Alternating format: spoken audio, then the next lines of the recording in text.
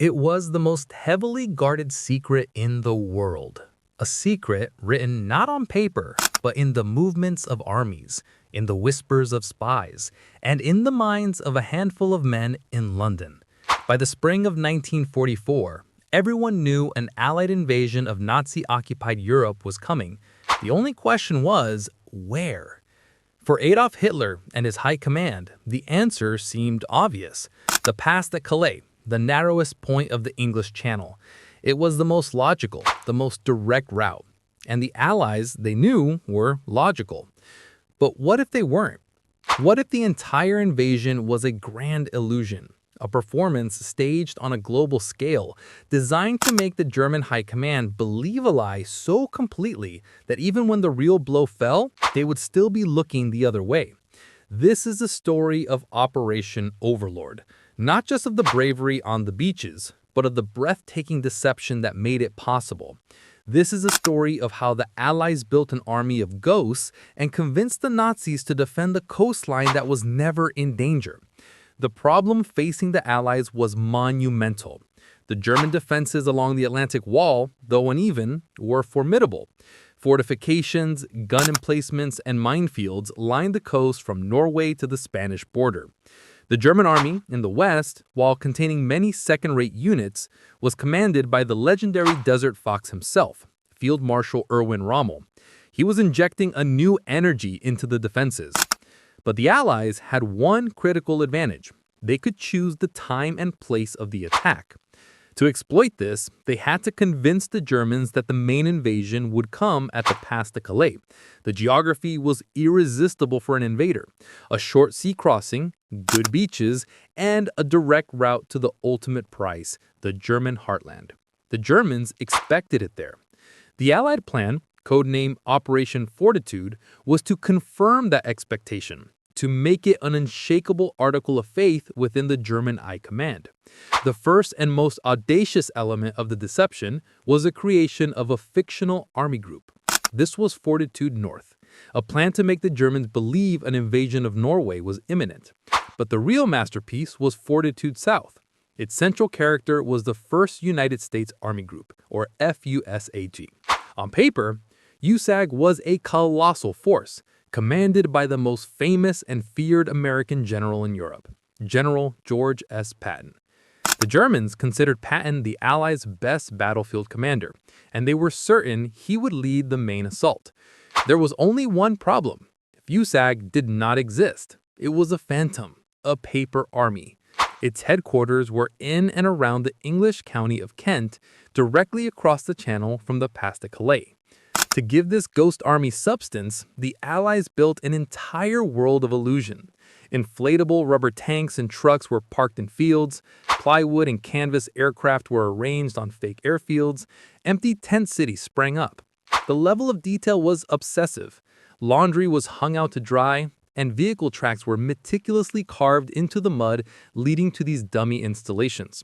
From the air, German reconnaissance planes photographed what appeared to be a massive, bustling military buildup, and the Germans swallowed it whole. But a static army is not enough. An army must communicate. This is where the radio wizards of the deception units came in. Hundreds of radio operators were trained to mimic the distinct fist and procedures of real American and British signal units. They created the entire radio network for the fictional FUSAG. Day and night, they broadcast a constant stream of fake messages.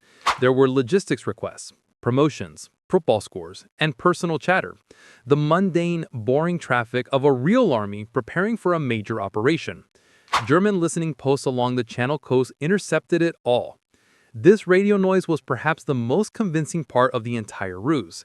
It painted a vivid, dynamic picture of a living, breathing army, poised in Kent, waiting for the order to cross the narrow strait to Calais. The deception extended beyond radio waves and inflatable tanks. It was a war fought in the shadows of human intelligence. The Allies had achieved an intelligence coup of unimaginable value. They had broken the German Enigma codes.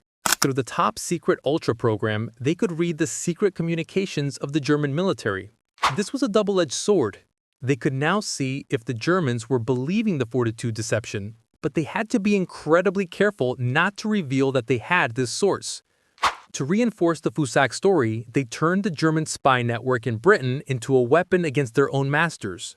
Every single German agent sent to Britain had been captured and turned by the British Counterintelligence Service MI5. These double agents, known by code names like Garbo, Brutus, and Tricycle, became trusted sources for the Abwehr, the German intelligence service. They fed their handlers a steady diet of carefully crafted lies, corroborating the fictional buildup of Fusag. The most famous of them, Juan Pujol Garcia, codenamed Garbo, was so effective that the Germans awarded him the Iron Cross for his services, never knowing they were honoring a man who was systematically deceiving them. As the real invasion force, the armies of Montgomery, Bradley, and Dempsey, gathered in the ports of southwestern England, the deception entered its most critical phase. The real target was Normandy. But to sell the lie, the Allies launched a symphony of diversionary operations on the night of the invasion.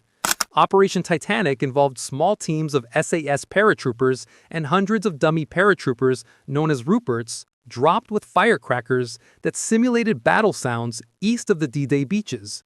This drew German mobile reserves on a wild goose chase. Meanwhile, a massive aerial and naval bombardment fooled the Germans into believing landings were occurring near Le Havre and other sites far from the actual beaches. But the masterstroke was the use of a small flotilla of ships towing barrage balloons and broadcasting sound recordings of a massive invasion fleet approaching the coast of the Pas de Calais. This electronic ghost fleet, combined with the clouds of aluminum strips, known as window, dropped by aircraft to confuse German radar, created a perfect picture of an impending attack where none existed. When the real landings began at dawn on June 6, 1944, the deception did not end. It entered its final, most crucial act. The initial reports from Normandy were fragmentary and confused, but the German High Command, particularly the Commander-in-Chief West, Field Marshal Gerd von Rundstedt, and most importantly Adolf Hitler himself, were convinced that Normandy was a feint. The real, main invasion was still coming at the Pas de Calais. The evidence provided by Fortitude South was too compelling to ignore. The presence of Patton's army group, the radio traffic, the confirmed reports from their most trusted agents, it all pointed to Calais. This belief had catastrophic consequences for the German defense. The powerful 15th Army, containing some of the best divisions in France, was held in reserve around Calais, waiting for an attack that would never come.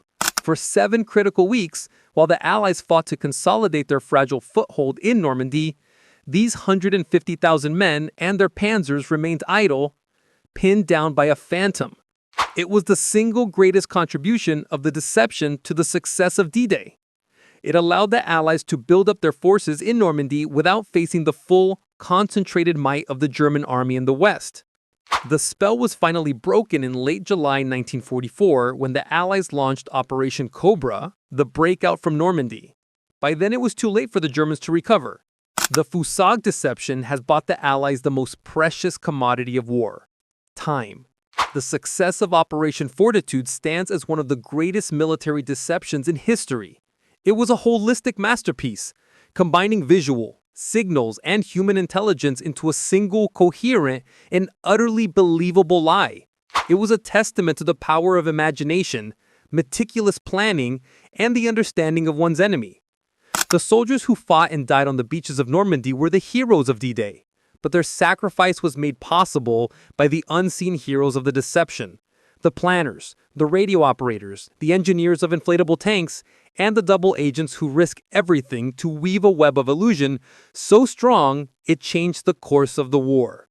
They proved that sometimes the most powerful weapon is not a bomb or a bullet, but a perfectly told story.